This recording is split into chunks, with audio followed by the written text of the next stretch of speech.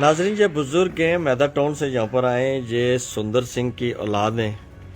और इनके वालिदैन ने 100-125 साल पहले इस्लाम कबूल किया और ये शदीद मसाइल का शिकार होकर मीडिया के पास पहुँच चुके हैं। उनसे पूछेंगे कि क्या अहवाल हैं आपके, क्या मसाइल हैं। जी चाचा क्या नाया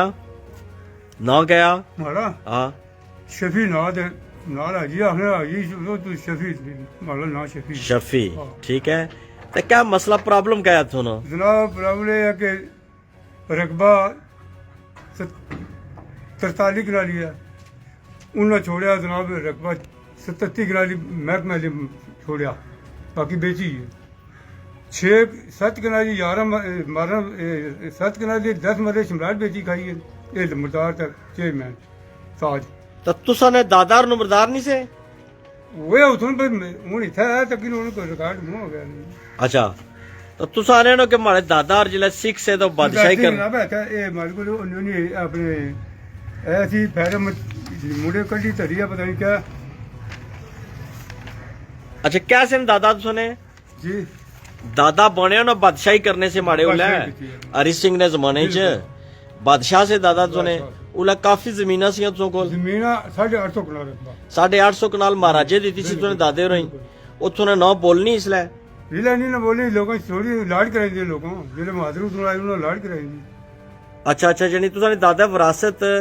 तुसा बच्चे होए तो उसले उन्होंने लाट कराई जी किंदी हां तो हुन 3 महीने जिला गदर पे 3 महीने 47 गदर पे जिला तो वालिद साहब फोत होई गए से उला वाले साहब सन 35 पहले पूरे पहले फोत होई गई ठीक है तो मिगी दसो कि हुन कड़ी अदालत ने फैसला तुने कही होया ये जनाब चुलई ख्वाजा साहब ने सही फैसला हुआ मैं दसो कुदा फैसला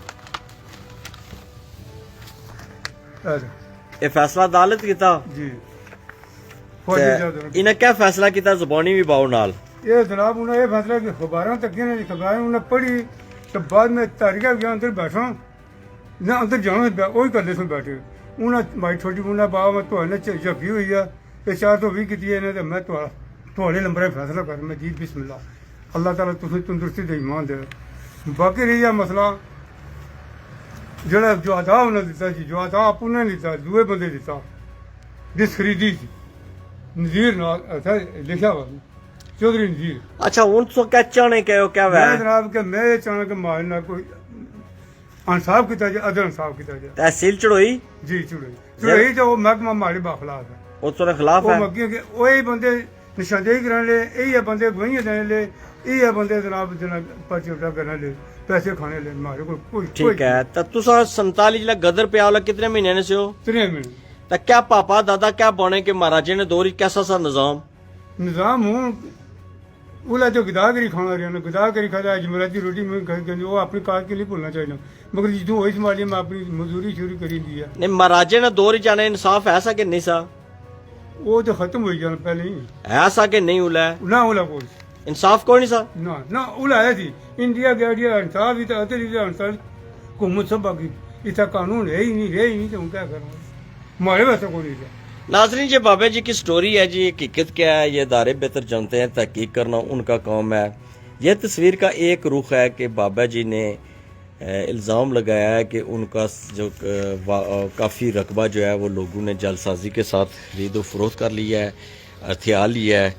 तो दूसरी पार्टी या दूसरे जो लोग हैं अगर वो मौक़िफ़ देना चाहे, असली कहानी को सामने लाना चाहे, तस्वीर के दूसरे रुख को सामने लाना चाहे तो JK लीक्स हाज़िर है। अल्लाह हाफ़िज़।